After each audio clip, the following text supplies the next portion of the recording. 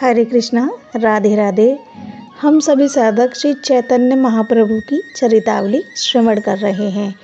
प्रसंग है नित्यानंद जी का गौड़ देश में भगवान नाम वितरण। जिनके कर्ण में मुक्ता में कुंडल लटक रहा है और जिन्होंने श्री चैतन्य देव के अग्रज रूप से इस पृथ्वी को परम पावन बना दिया है, उस नित्यानंद प्रभु को हम प्रणाम करते हैं। नित्यानंद जी का स्वभाव सदा से अबोध बालकों का सा ही था। वे पुरी में भी सदा बाल्य भाव में ही बने रहते। उनमें अनंत गुण होंगे, किंतु एक गुण उनमें सर्वश्रेष्ठ था। वे महाप्रभु को अपने प्राणों से भी अधिक प्यार करते थे। प्रभु के चरणों में उनकी प्रगाढ़ प्रीति थी। प्रभु के अतिरिक्त वे और किसी को कुछ समझते ही ना थे। उनके लिए भगवान, परमात्मा तथा ब्रह्मा जो भी कुछ थे, चैतन्य महाप्रभु ही थे। प्रभु से वे बालकों की भांति बातें करते। घूमने का उनका पहले से ही स्वभाव था और बच्चों के साथ खेलने में वे सबसे अधिक आनंद का अनुभव करते थे। सदा बच्चों के साथ खेलते रहते और उनसे जोरों से कहलाते, गौर हरि बोल, गौर हरि बोल, चैतन्य कृष्ण श्री गौर हरि बोल। बच्चे इन नामों की धूम मचा देते। तभी उनके मुख से इस संकीर्तन को सुनकर बड़े ही प्रसन्न होते। एक दिन महाप्रभु ने इन्हें समीप बुलाकर कहा, श्रीपाद, मेरा आपके प्रति कितना स्नेह है इसे मैं ही जानता हूँ। मैं आपको एक क्षण भी अपने से पृथक नहीं करना चाहता, किंतु जीवों का दुख मुझसे देखा नहीं जाता। गौड़ देश के मनुष्य तो भगवान को एकदम भूल गए हैं। जो कुछ थोड़े बहुत पढ़े हैं वे अपने विद्याभिमान में सदा चूर बने रहते हैं। उन्हें न्याय की शुष्क फक्किकाओं के घोंकने से ही अवकाश नहीं मिलता। वे कृष्ण कीर्तन को घृणा की दृष्टि से देखते हैं। आपके सिवा गौड़ देश का उद्धार और कोई कर ही नहीं सकता। यह काम आपके ही द्वारा हो सकेगा। इसलिए जीवों के कल्याण के निमित्त आपको मुझसे पृथक होकर गौड़ देश में भगवान नाम वितरण करने के लिए जाना होगा। आप ही ऊंच नीच का भेदभाव न रखकर सब लोगों को भगवान नाम का उपदेश दे सकते हैं। प्रभु के इस मर्मवेदी वाक्य को सुनकर नित्यानंद जी की आंखों में आंसू आ गए और वे रुंधे हुए कंठ से कहने लगे, प्रभु आप सर्वसमर्थ हैं, आपकी लीला जानी नहीं जाती। पता नहीं किसके द्वारा आप क्या कराना चाहते हैं। भला आपकी अनुपस्थिति में मैं कर ही क्या सकता हूँ। प्रभु मैं आपके बिना कुछ भी ना कर सकूँगा। मुझे अपने चरणों से पृथक न कीजिए। महाप्रभु ने कहा, आप समय समय पर मुझे यहाँ आकर दर्शन दे जाया करें और भगवान के दर्शन कर जाया करें। अब तो आपको गौड़ देश में ही जाना ही चाहिए। नित्यानंद जी विवश हो गए। उन्होंने विवश होकर महाप्रभु की आज्ञा शिरोधार्य की और अभिराम दास, गदाधर दास, कृष्णदास और पुरंदर पंडित आदि भक्तों को साथ लेकर उन्होंने गौड़ देश के लिए प्रस्थान किया। उन्हें अब किसी बात का भय तो था ही नहीं।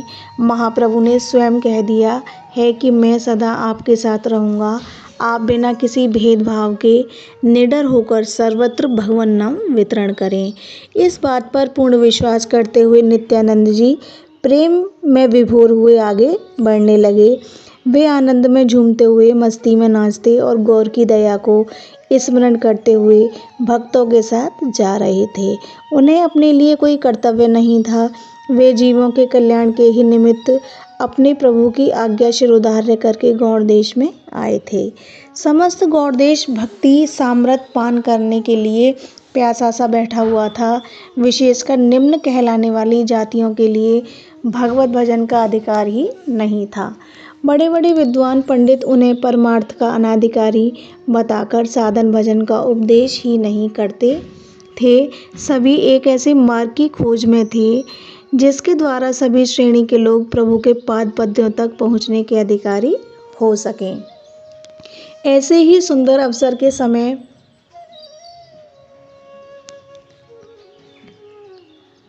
नित्यानंद जी ने गौड़ देश में प्रवेश किया। इनकी वाणी में जादू था, चेहरे पर ओज था, शरीर में स्फूर्ति थी और था महाप्रभु के प्रेम का अनन्य दृढ़ विश्वास। इन्हीं सब बातों से गौड़ देश में प्रवेश करते ही इनके उपदेश का असर जादू की भांति थोड़े ही दिनों में सर्वत्र फैल गया। ये भगवान नामोपदेश में किसी प्रकार का भेदभाव तो रखते ही नहीं थे। जो चाहे वही इनके पास से आकर त्रिताप हारी भगवान नाम का उपदेश ग्रहण कर सकता है। विशेषकर ये नीची कहलाने वाली जातियों के ऊपर ही सबसे अधिक कृपा करते थे। उच्च जाति के लोग तो अपने श्रेष्ठ पने के अभिमान में इनकी बातों पर ध्यान ही नहीं देते थे। निम्न श्रेणी के ही लोग इनकी बातों को श्रद्धापूर्वक सुनते थे, इसलिए ये उन्हें ही अधिक उपदेश करते। इस प्रकार ये लोगों में भगवान नाम की निरंतर वर्षा करते हुए और उस कृष्ण संकीर्तन रूपी अपूर्व रस से लोगों को सुखी बनाते हुए पानीहाटी ग्राम में आए और वहाँ अपने सभी भक्तों के सहित राघव पंडित के घर ठहरे। राघव पंडित स्वयं महाप्रभु के अनन्य भक्त थे। उन्होंने साथियों सहित नित्यानंद जी का खूब सत्कार किया और उनके साथ प्रचार के लिए भी बाहर ग्रामों में जाने लगे। नित्यानंद जी वहाँ 3 महीने ठहरकर लोगों को श्री कृष्ण संकीर्तन का उपदेश करते रहे। वे अपने साथियों के सहित गंगा जी के किनारे किनारे गाँव में जाते और वहाँ सभी से श्री कृष्ण कीर्तन करने के लिए कहते। ये विशेष पुस्तक की विद्या तो पढ़े नहीं थे, सीधी सादी भाषा में सरलतापूर्वक ग्रामीण लोगों को समझाते। इनके समझाने का लोगों पर बड़ा ही अधिक असर होता और वे उसी दिन से कीर्तन करने लग जाते। इसी बीच में आप अंबिका नगर में भी संकीर्तन का प्रचार करने गए थे। वहाँ सूर्यदास पंडित ने इनका खूब आदर सत्कार किया। ये भक्तों के सहित उनके घर पर रहे। सूर्यदास का समस्त परिवार नित्यानंद जी के चरणों में बड़ी भारी श्रद्धा रखने लगा।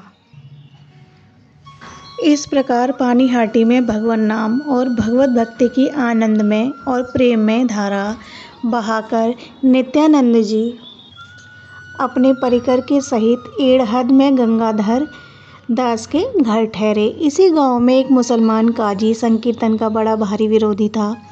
नित्यानंद जी के प्रभाव से वह भी स्वयं संकीर्तन में आकर नाचने लगा। इससे इनका प्रभाव और भी अधिक बढ़ गया। लोग इनके चरणों में अनन्य श्रद्धा रखने लगे।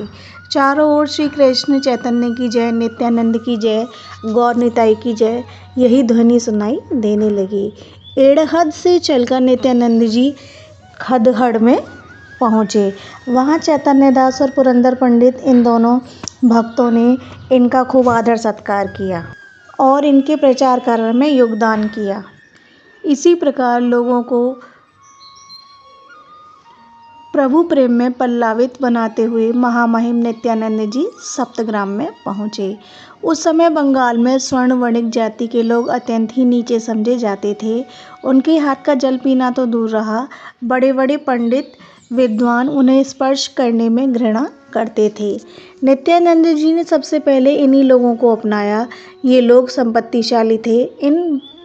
इस बात के लिए बड़े लालायित बने हुए थे कि किसी प्रकार हमारा भी परमार्थ पथ में प्रवेश हो सके।